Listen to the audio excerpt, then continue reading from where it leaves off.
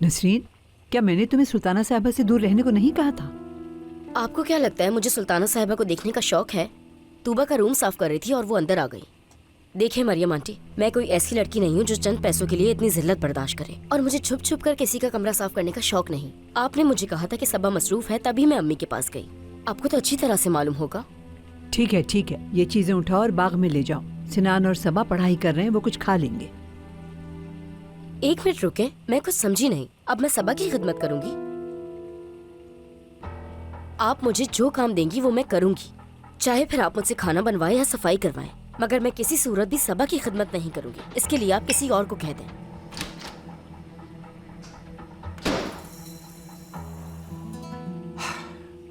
यहाँ तो सबका गुस्सा नाक पर ही रहता है। हमारी मदद करना चाहती है वो, लेकिन जब उसे कुछ करने को कहो नाराज हो जाती है और कहती है किसी और को कह दे। उफ।